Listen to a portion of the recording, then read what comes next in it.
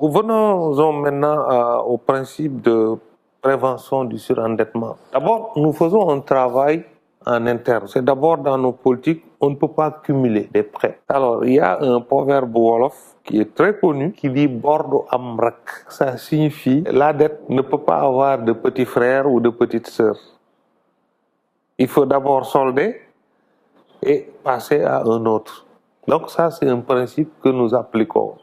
On fait un crédit, vous remboursez, on fait un autre. Alors ça, en interne, donc c'est clair et c'est net. Ensuite, en interne aussi, avec les groupes BV, vous savez, il y a des sous-groupes dans le grand groupe, ce qu'on appelle les groupes de solidarité. Et c'est quoi la fonction du groupe de solidarité? C'est en interne, dans leur sous-groupe, d'évaluer les capacités d'endettement de chaque membre. S'il y a Fatou, il y a Awa, il y a Ami. Si Ami veut prendre 100 000, Fatou et Awa savent que Ami ne peut pas, elles vont lui dire déjà vous ne pouvez pas, c'est beaucoup pour toi. Et un arbitrage se fait à ce niveau-là. Mais arrivé au grand groupe le jour du financement aussi, le sous-groupe pourra décider que Ami peut prendre 50 000, mais le grand groupe peut dire ah non, 50 000 c'est déjà même trop, parce qu'il y a eu complaisance dans le sous-groupe. Il faut la ramener à 25 000 ou à 30 000. Alors ça, c'est vraiment inhérent à la méthodologie ban villageois.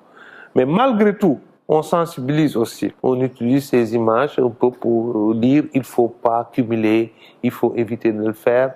Prenez chez un seul. Même si vous pensez que c'est plus intéressant ailleurs, arrêtez avec nous. Ça n'est pas un problème. Le terrain, il est tellement vaste. Hein? Chacun a un lopin à gérer. Si vous ne pouvez pas continuer, réglez votre dette ici et allez ailleurs, mais ce n'est pas bon de cumuler des dettes. Et il y a le travail d'autocontrôle aussi, comme je dis, au sein des groupes.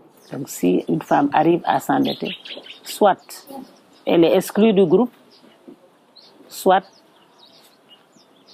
elle essaie de faire ce que demande le groupe pour rester dans le groupe. Alors nous, on est toujours prête à combattre le surendettement.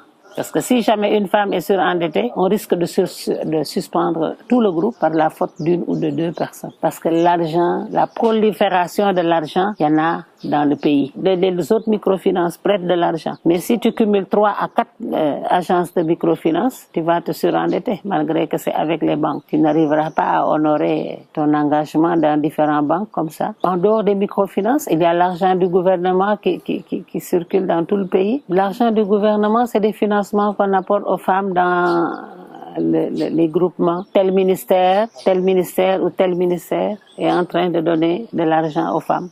Et c'est toujours tout aux femmes. On les regroupe, elles applaudissent, on leur apporte une enveloppe, elles sont contentes, et voilà.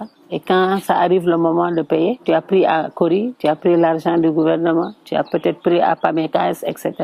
C'est ça qui amène le surendettement. L'argent du gouvernement, comme on dit, c'est un don, comme ils le disent. Mais ceux qui gèrent, est-ce qu'ils donnent ça comme don? Je crois que c'est de l'argent qui est à rembourser. Même ici, on avait instauré une fois un groupe de 10. On leur a donné une somme, je crois, de 100 000 francs ou 500 000 francs pour 10 personnes. Et il fallait à chaque fin du mois aller rembourser. Et elles ont remboursé. En fin de compte, elles ont dit vraiment, on n'aurait pas dû prendre cet argent-là. On avait pensé que ce ne serait pas comme ça, mais c'est devenu vraiment dur pour nous. Donc, ce qui veut dire l'argent du gouvernement, c'est pas toujours gratuit. Elles ont peut-être remboursé plus qu'elles ont pris ou l'intérêt qu'on leur a imposé. C'était pas ce qu'on leur avait expliqué au début. Ou bien elles n'avaient pas bien compris. La concurrence des usuriers, elle est de plus en plus faible. Parce que nous, justement, nous avons rompu cette chaîne d'usuriers.